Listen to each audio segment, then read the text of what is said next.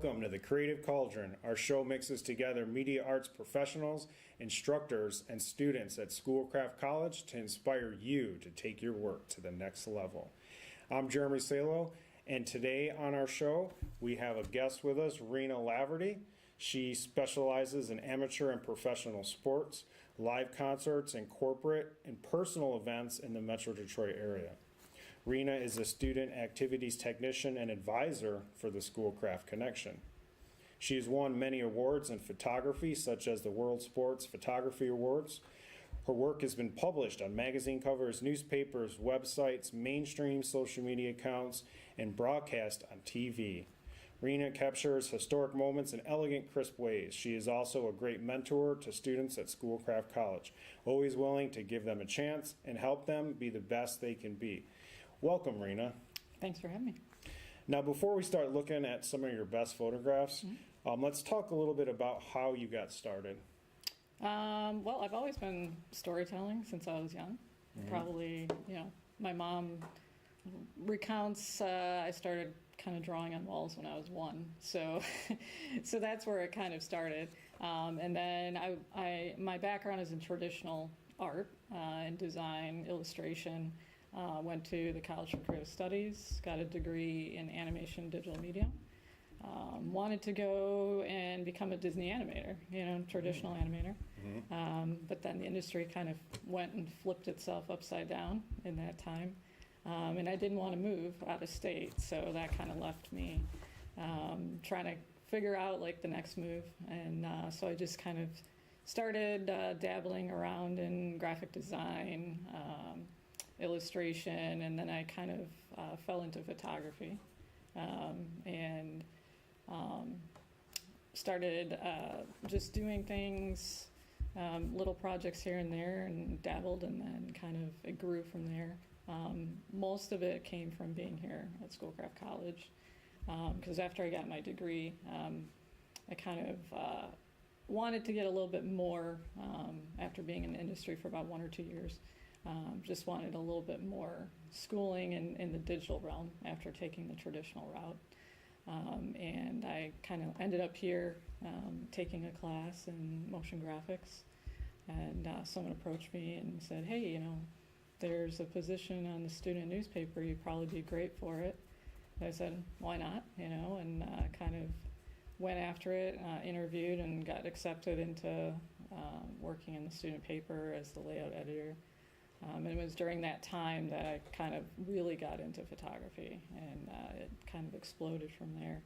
Picked up a camera and never looked back, really. So Nice. yeah.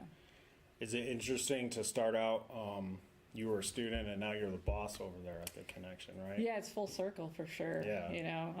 You kind of relate better to the students, I feel, in that way, because I've been in their shoes. I know what it's like to be in that position, having to do something of value and not having the skill sets necessarily, and just kind of growing in your position and getting the confidence. And that's what kind of, draws me to being the advisor there, is just helping students learn and grow and see what they really enjoy doing, and kind of evolving from there.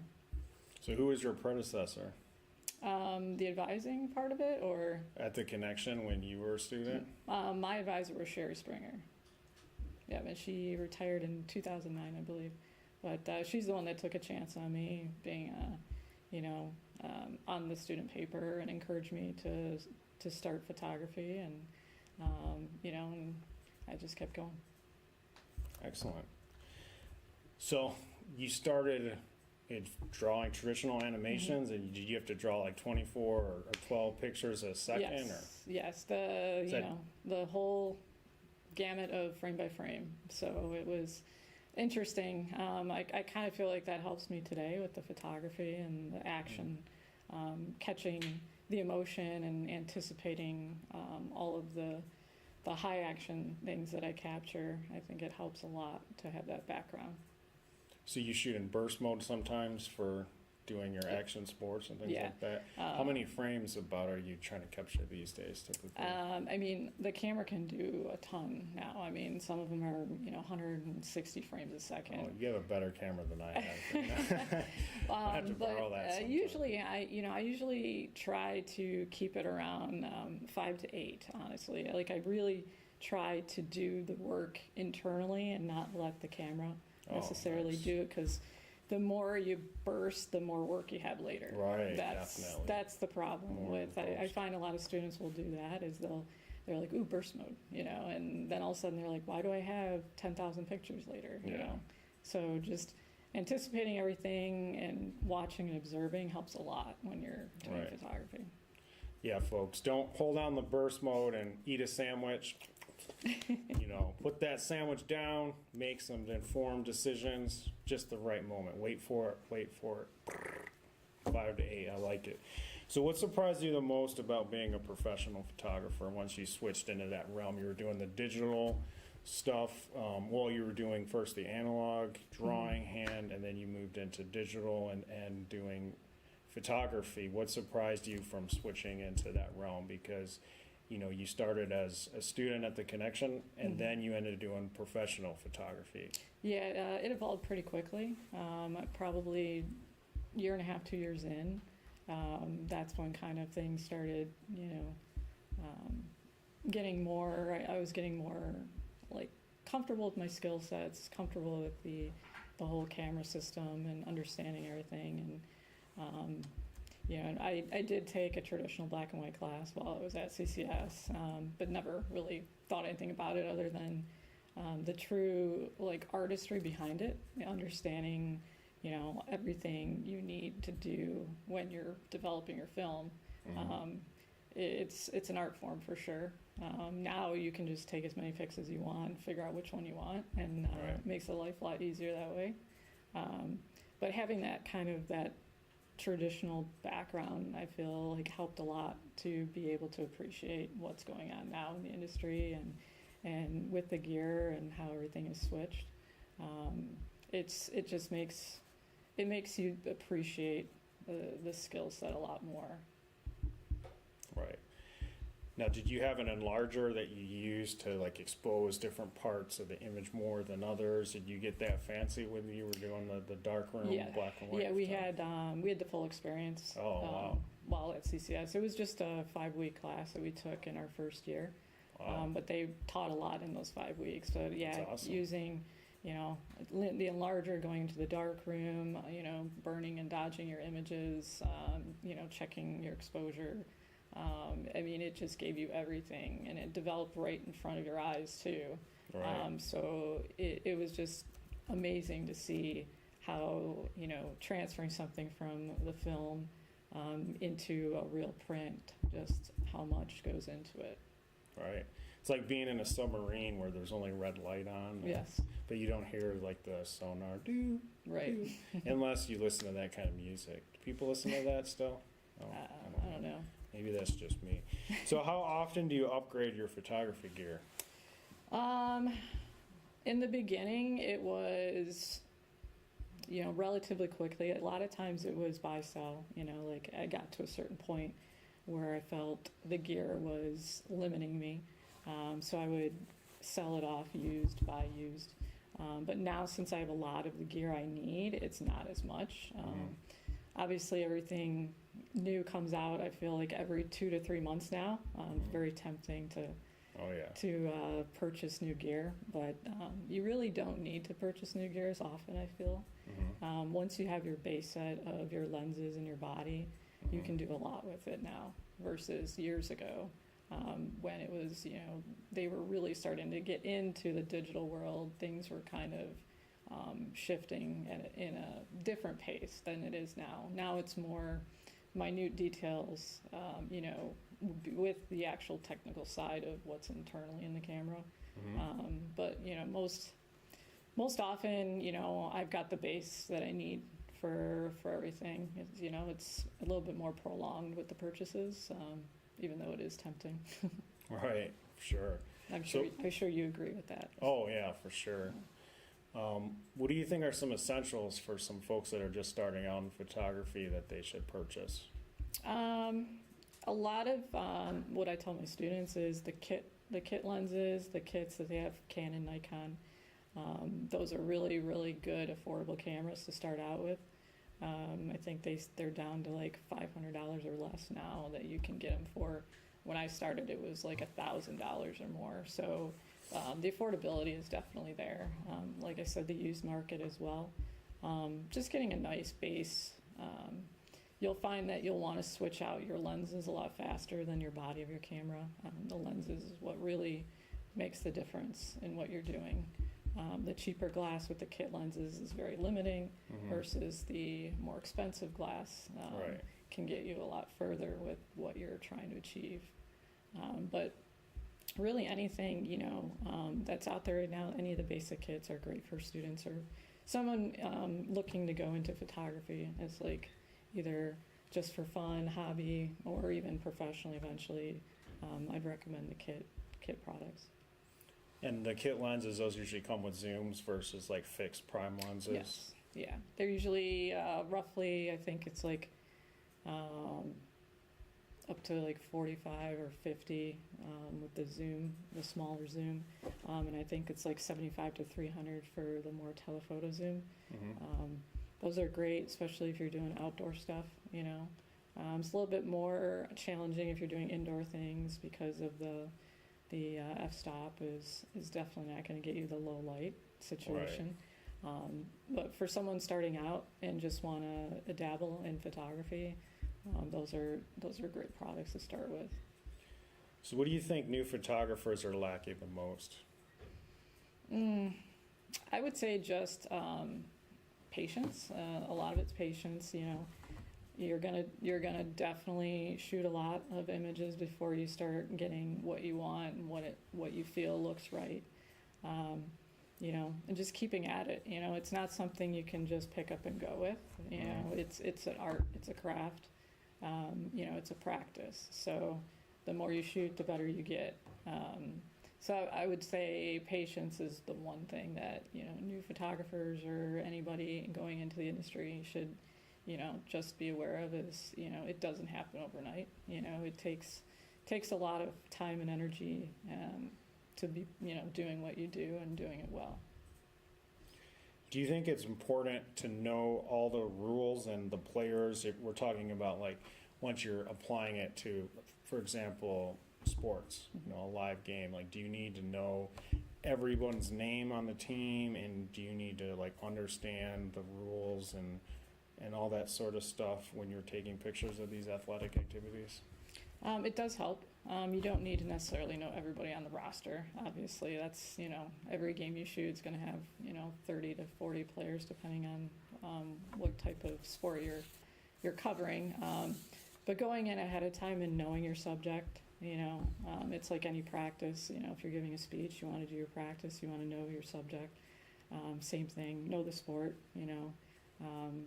kind of go out even ahead of time and like just observe, where you see other people standing, if there's restrictions, camera limitations even, because some places won't let you bring in certain types of equipment. Right.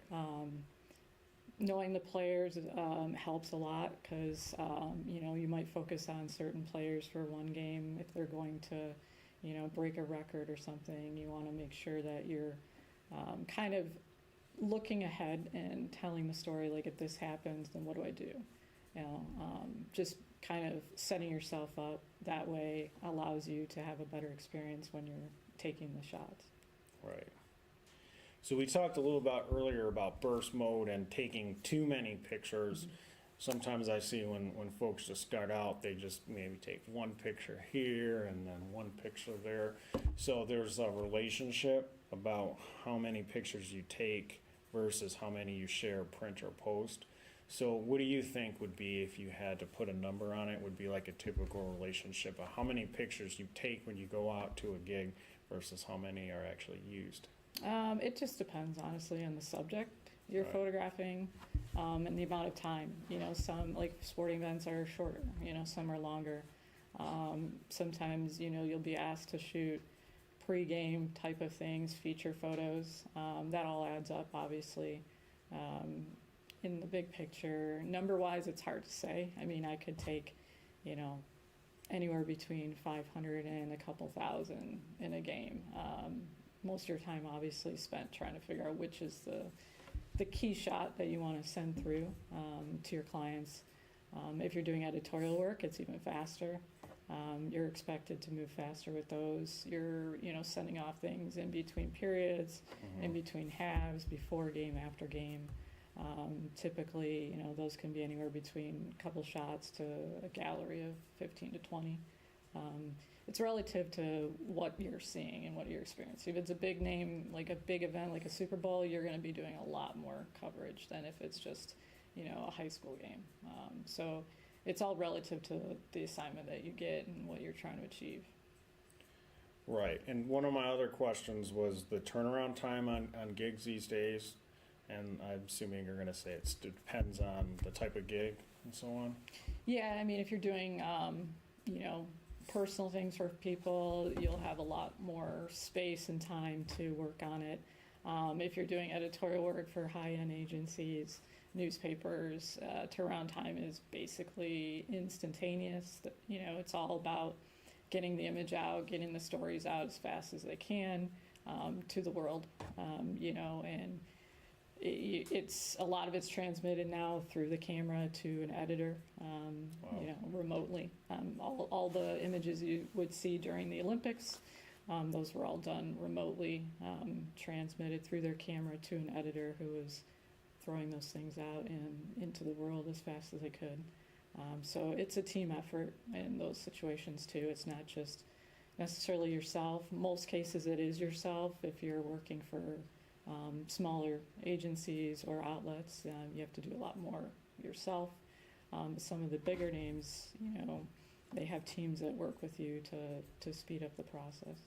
But time is money, really. Right. You want to definitely get that out as soon as you can. If it's a breaking story or an athlete just, won the Super Bowl with a game-winning touchdown, that's the thing you want to make sure gets out as fast as you can.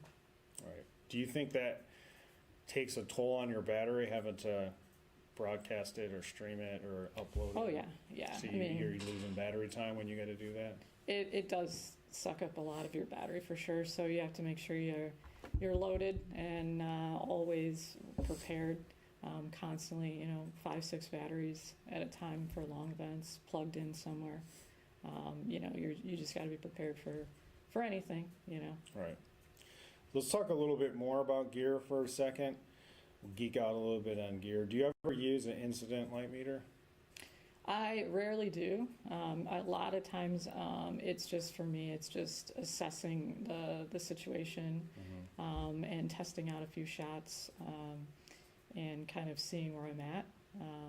It's different, obviously, if you're doing a studio portrait, that kind of stuff.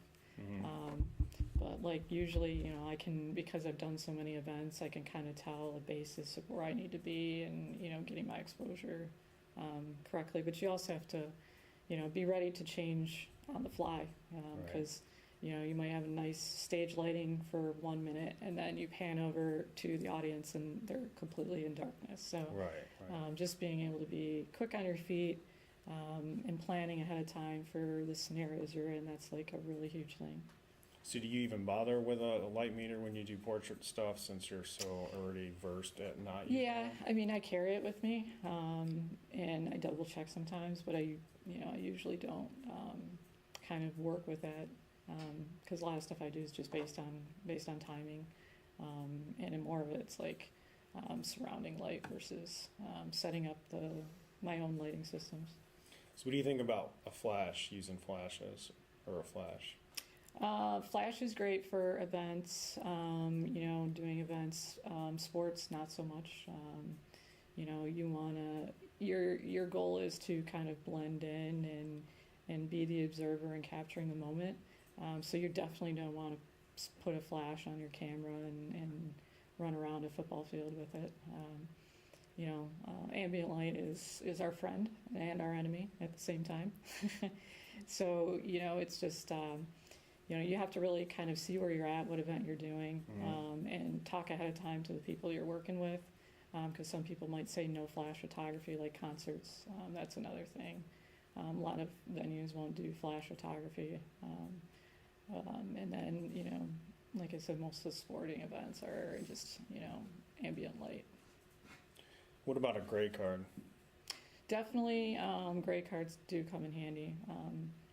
Even I'll do a white balance off the ice when I do photography for hockey. It definitely helps to kind of get your colors set up and your whites.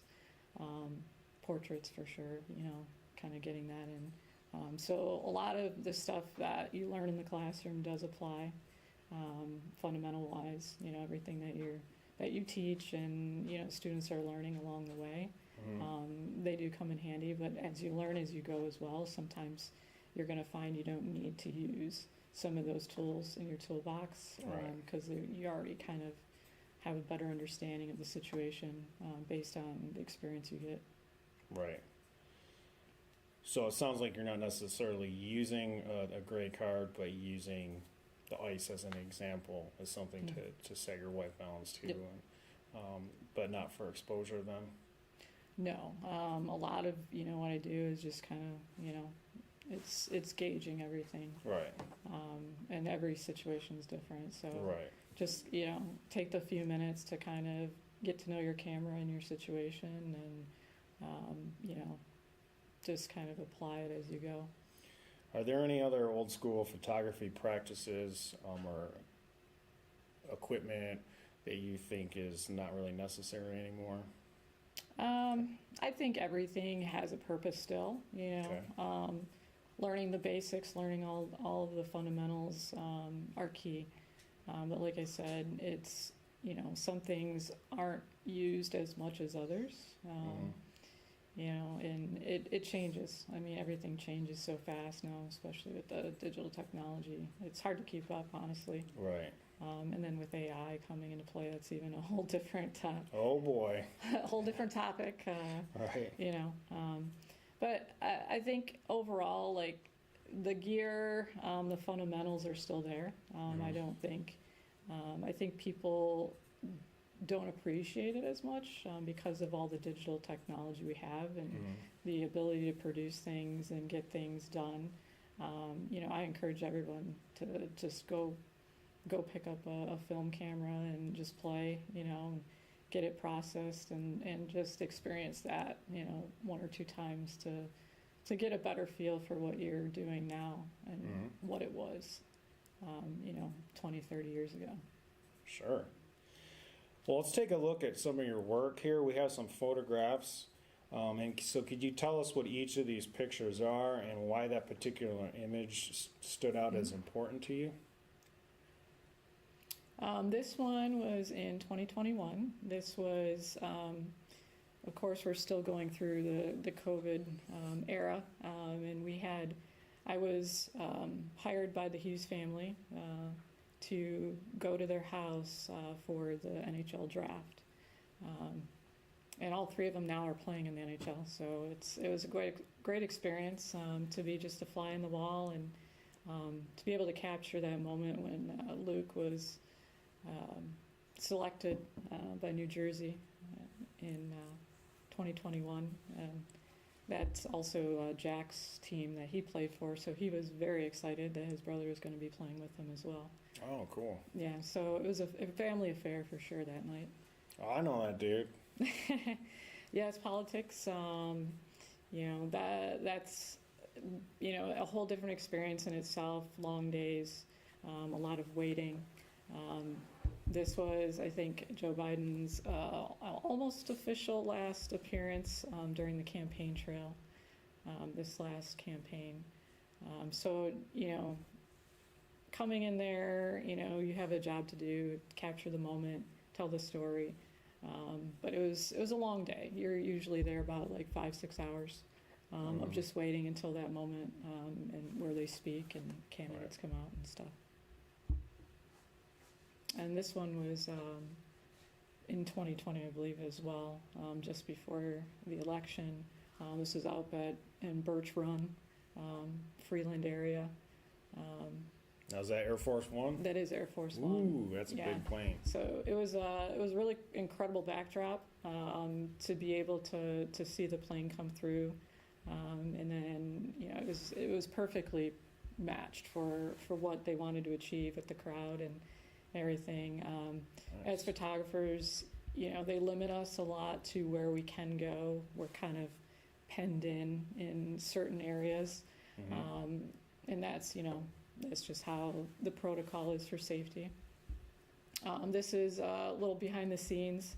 This was the courtroom of one of the Larry Nassar trial in Lansing. We were, positioned in our little what they call scrum box there, and there's all the photographers, reporters there. This was the second trial that he went through. This one was one of the graduations we had here for the reserved police officers. Afterwards, I just kind of go around and, kind of capture a little bit of the essence of the families meeting each other. And I saw this Livonia police officer reserve being greeted by her little son. And he dressed in the outfit in her honor, gave her some flowers. So it was like the perfect moment. I do a lot of hockey, obviously. This one is, very hard to get. This was what they call the Michigan, where a player skates around, takes the puck, and flips it into the net without the goalie kind of realizing what's happening. So it's very sneaky. And this specifically, I was very fortunate because I was not blocked in any way by players or refs or anything. So to get one of those in a clear shot out was very, very exciting for me. This one was taken a few weeks ago. Our women's basketball team clinched the state championship here. And the big story, they were undefeated still at that point. So I caught an emotional moment between Coach Shea and one of her players. They were both brought to tears and just kind of, I knew that they had a good chance of winning this game. They were doing well all season, so you kind of played in your head scenarios. And you follow the emotion, you follow the story evolving, and this was one of the key moments that I really, really connected with at that time. Both coach and player celebrating together. Sure, yeah, there's victory. So much activity going on, but to know the story between the athlete and coach, you gotta know what's important within the big picture. Yes. Right? 'Cause there's probably a lot of distractions going on there. Yeah, there. In big moments like this, you'll have things happening all around you. Players hugging, high-fiving, running around. There's a lot going on, and you kind of have to hyper-focus and try to find that key story very quickly. And that was one that I was trying to capture, and it worked out really nice. Yeah, it was excellent. I think we have some more pictures now. You have some more sports, those athletic games. Yeah, oh, and that's the same one? This one is actually after their district championship win. All right. So it was the following week. This was, the coach came in after the girls had won, and they celebrated with her by dunking water on her. And I usually see champagne in those shots, but I'm glad that there was champagne in there. This was one of the moments from Luke Hughes' draft party. All three boys were together for a shot. And they're both, their hand gestures all indicate where they placed in the draft when they got drafted. So Jack was first, Luke was fourth, and Quinn was seventh, I think. Yeah. So it was a really sweet moment for all of the brothers together that I was able to capture. This is taken in 2008 with the Red Wings Stanley Cup win. And that wasn't water. That was not water. That was officially champagne, obviously. All right. So it's a very, very tight space in there. Yeah. We they have their family, they have all the media, they have the players. It was a very tiny locker room. It was in Pittsburgh. We were supposed to win it here, but then we ended up having to go to Pittsburgh to win it. So this is a moment of Chris Chelios giving Pavel Datsuk a drink out of the cup. One of us, one of us. This was in the last year presidential election, when Kamala Harris was here in town. It was at the Metro Airport in one of the private rigs there that they had set up. They had, probably about 3,000, 5,000 people came out to that event. So same thing like with any elected official of high stature, a lot of waiting around, panning around for key moments and capturing it. This is the last goal at Joe Louis Arena before they moved on to LCA. Oh, wow. Yeah, it was hard to get. There was a ton of media everywhere, fans everywhere. I got really lucky being able to capture it, and you could see the strobe went off as well. So a couple of the frames that I was doing, this was actually one of the bursts on that. This one is from Women's World that was hosted here in Plymouth, Michigan. This was an OT when Hillary Knight scored the game-winning goal. So I was perched up top for this, hoping and waiting for us to win it. And she had an incredible goal in overtime. I really enjoyed the sticks and the gloves in the air to kind of give it that depth as they were coming towards her to celebrate. Yeah, that's cool. And then as I was switching, I had two cameras with me. That first one was a tight shot with my super telephoto. I think it was 300 millimeters. This one was the wide shot to show the atmosphere with the fans celebrating as well. So the various shots that you get tell the story in different ways too. And you have to decide really quickly how you're going to handle it. I met Rose McGowan. She was here at the Motor City Comic-Con in 2017. I photographed her at the Women's Conference in Detroit. She was one of the keynote speakers at that time. And she was talking about her ordeal with Harvey Weinstein and Hollywood. This one is Nick Cronwall in the playoffs when we were playing Tampa Bay. It was a big hit that he did on I think it was Kucherov, knocked the guy down, helmets flying. But capturing that, it was a couple bursts in there, but that was like the key frame that I went with to tell the story. So are you just above that safety glass, or are you? Yes. The way that we were positioned was above the glass, so you're kind of looking onto the ice. And, sometimes you get it, sometimes you don't. And, fans jump up, so it's hard to get sometimes. Right.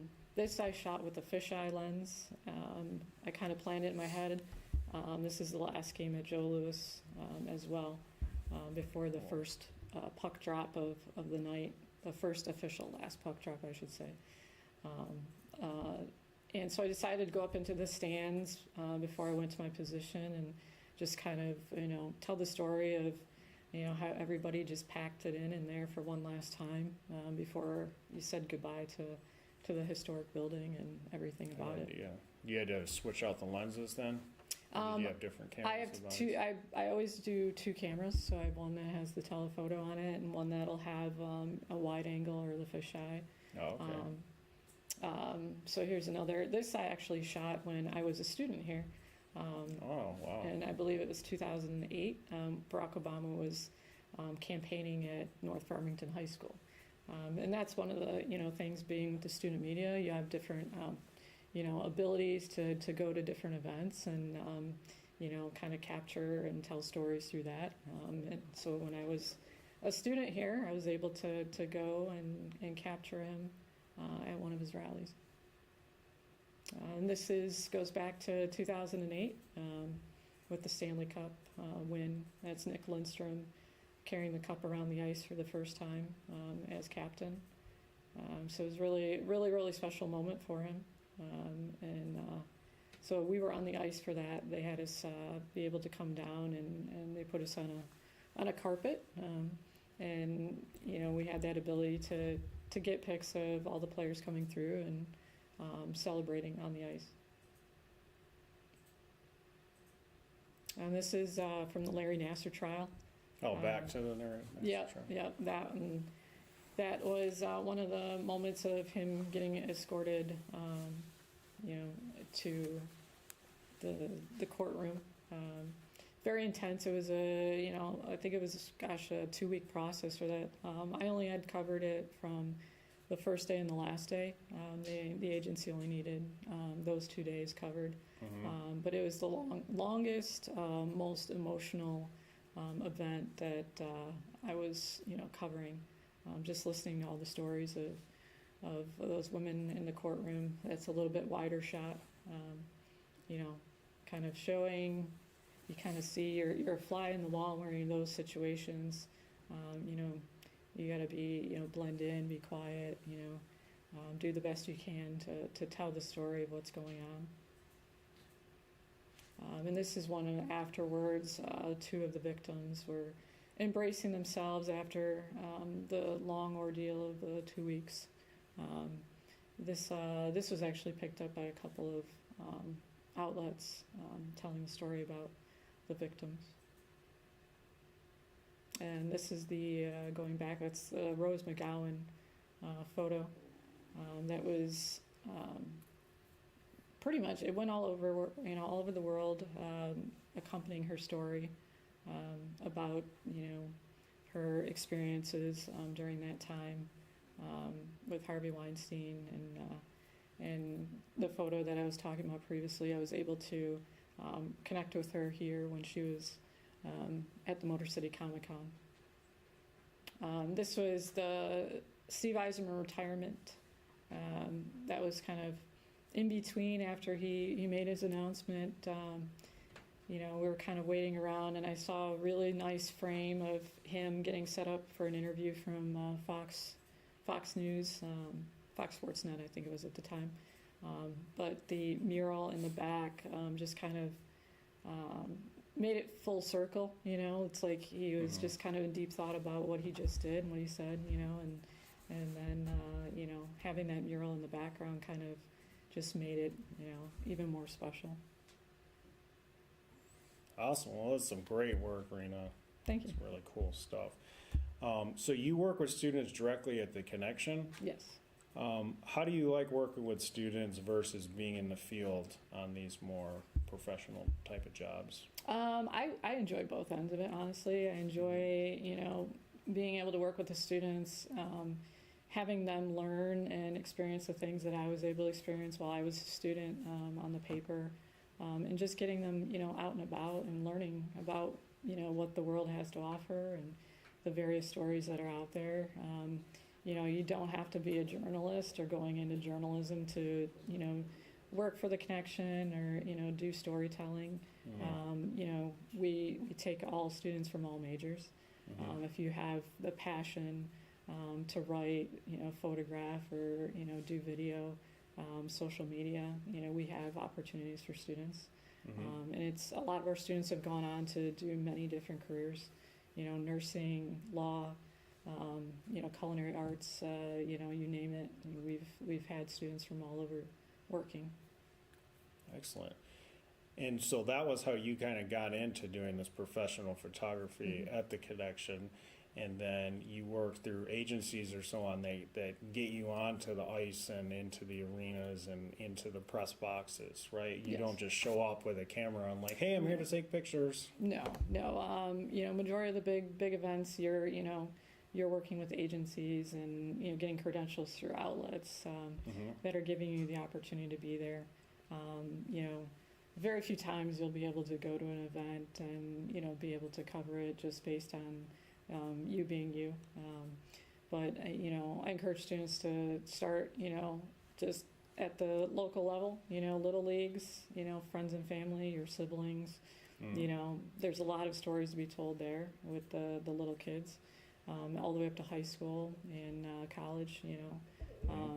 Like here, we have a lot of opportunities for students to photograph our college sports here.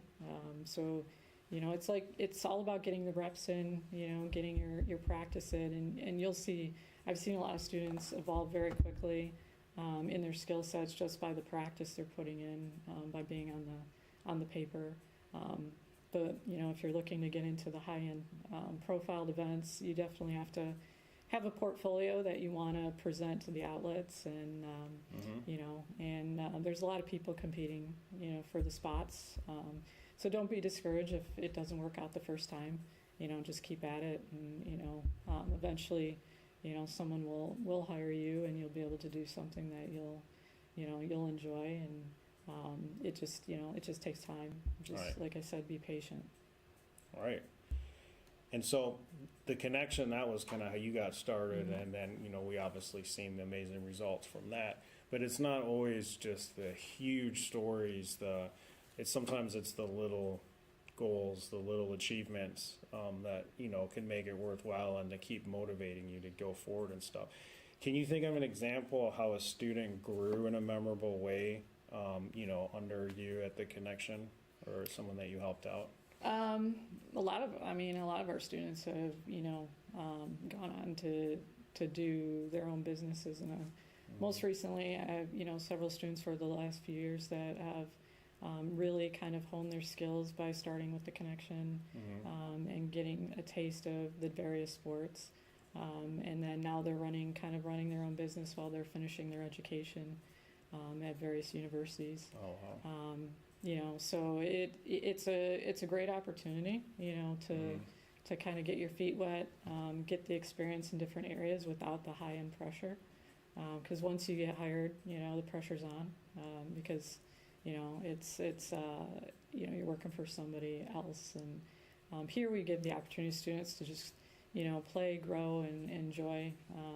A lot of them will find they don't like one thing and they love another, you know, and they pursue that, and they never knew that they enjoyed that until they tried it.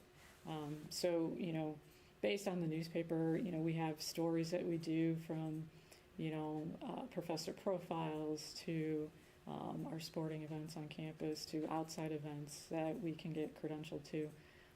You know, it's just a way for students to kind of engage in their community, and even just network, you know. When you're out there and you're just talking to someone, you're building a network, you know, and that's one of the key things in any of the arts now is just getting out there. You know, you learn as much as you can in the classroom, but it's the practical application out of the classroom that's going to get you the jobs that you need. You know, and just talking to people that share similar interests with you. You know, it may not be something that you enjoy right away, but it's a start, you know, so don't get discouraged if you're doing a job that isn't as fun in the beginning, but you may be, that one connection might help you get to the job that you want later on. The connection. Yes, I like it, that the one connection. So we can see on campus the printed newspapers, Yes. which is great. Now, how can folks at home that aren't on campus, how can they absorb the information that the connection creates? We have an online website. We have www.schoolcraftconnection.com. You can access all the print material online as well. But we also have our social medias. We're on Instagram and Facebook. But you know, most of the up-to-date stuff is going to be on our website. Obviously, we print 6 issues a year, 3 in the fall and 3 in the winter. But we run, you know, stories online in between that. So going online is the key. Awesome. Well, thanks for joining us today, Rena. And thanks you folks for watching us at home or wherever you're at. Maybe you're at work, you went to the bathroom like, man, I'm going to check this out real quick. And then you're like, uh-oh, boss is texting you. You're like, anyways, we'll see you folks next time. Have a good one.